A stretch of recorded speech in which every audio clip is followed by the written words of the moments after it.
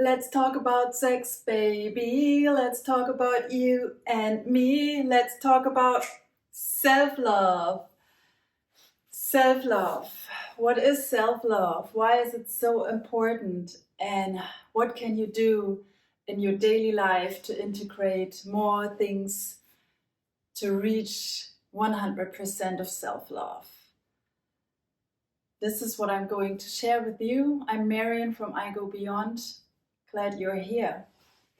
Now, self-love is one of my favorite topics, apart from energy and energy healing and yoga, these kind of things. I really believe in self-love. And why is that? It's because I'm on that journey myself, or I have been on that journey. I think this is a very intense journey. It's not always easy, but it gets easier over the month and the work you do. I have been in a relationship that was not good for me. I totally lost myself in that relationship because I didn't have enough self-love. And let me ask you, how can you expect from someone to love you unconditionally if you don't love yourself unconditionally? How is that possible? We often expect others to fill a gap that we cannot fill ourselves. But shouldn't we first fill that gap ourselves before we meet someone to enjoy the happy moments with and everything else? We shouldn't put that burden on someone else. And this is why self-love is so important. To learn to love yourself unconditionally. So you wake up happy and excited, you go to sleep fulfilled. This is an amazing feeling. And of course, there are still days where you, especially if you are a woman, we have those days that can be a bit impacted by hormones. You may have a situation at work that you need a moment to brush it off. But I can tell you this from my own experience. The more you work on yourself, the less impacted you will be from everything that happens outside of you. So I was wondering, on all these YouTube videos today, they all sip on tea or drink a coffee. And I just wanted to experience that myself. So let me have a sip of my tea. Really good. Lemon ginger grass. No, not not lemon ginger grass. Ginger lemongrass, but actually no, that's not the one I made. I made a different one. Anyways, back to self-love. Yes, so this is the reason why I find self-love is crucial in order to have good relationships. If you are already in a relationship, you still should work on self-love to improve your relationship.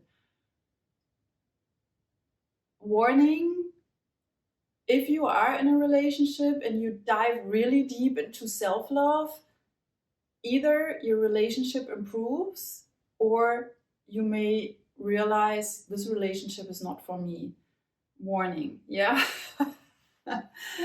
So what can you do in daily life to improve the self-love, to go on that self-love journey? I think one very important thing is make time for yourself.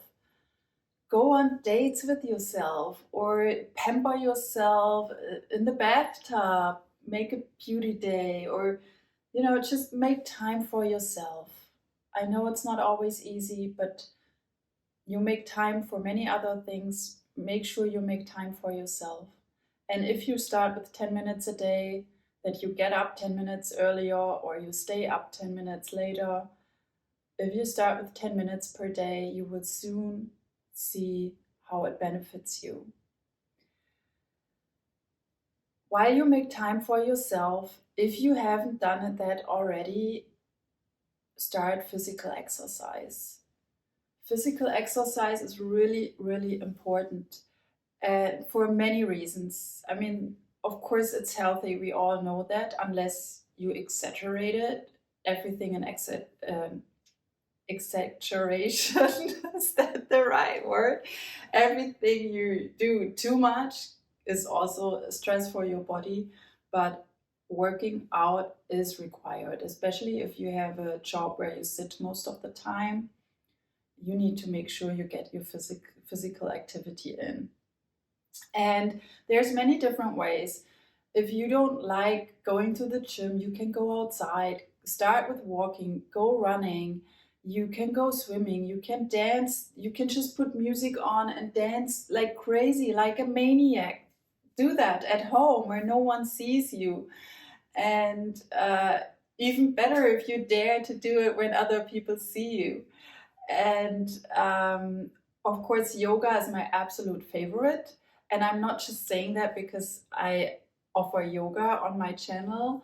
I say that because I experienced it and I know the benefits of yoga if you do it regularly. It's such a powerful tool, not only to stay fit and healthy, but also to release trauma from your body cells, because our body remembers everything. Our body keeps the score. Everything that happened to us may remain in our system, and with doing the right exercise we can shake it off. We can open the channels so the energy flows in a much better way. And while doing that, we feel more energetic to do other stuff. And at the same time, we feel maybe more confident because our figure changes. Instead of walking around like this, we start walking around like this, chest out. We look more confident. So it has all these benefits. That's why, in my opinion, yoga is one of the most powerful tools. But of course, if you don't enjoy yoga at all, which I cannot understand, there's so many different ways of doing yoga. But yes, if this is not yours, then go dancing, running, do some physical activity. Yes, so that's one easy way to integrate it in your daily life. Or that's already the second tip. And the third tip is learn to say no. It's absolutely okay to say no. If the person you tell no is mad at you or doesn't want to be with you anymore, then that person isn't meant to be with you in the first place. If it's a good friend, that friend respects your no and understands. If it's your partner should understand and encourage you to be the real you. So learn to say no. And there's a lot of different ways of saying no. It doesn't have to be rude. If someone invites you to a party but you really don't feel it, you can say, "Thanks for the invite, but I have other plans." Or, "This sounds really nice, just right now it doesn't fit my schedule, maybe next time." Or, "I don't feel like doing this, but maybe we can find something we both like." So learn to say no and learn to listen to your heart. Yeah, when someone asks you for a favor or whatever it is, and your heart tells you a clear no, be brave enough to say no. Because when your heart tells you no, it's a no. You shouldn't do anything that your heart tells you not to do. Of course, in a job situation, it's a bit different, but theoretically, we all should work in a job we enjoy. And of course, we have challenging moments in a job situation also. But yeah, if your heart is always telling you no to your job, you should reconsider the job you are in. But anyways, so learn to say no. This is really, really important on your self-love journey. And I don't want to make this too long, so I stop here, but I'm going to share more self-love tips going forward. Leave a comment, let me know if this was helpful, and make sure to subscribe to my channel. See you soon.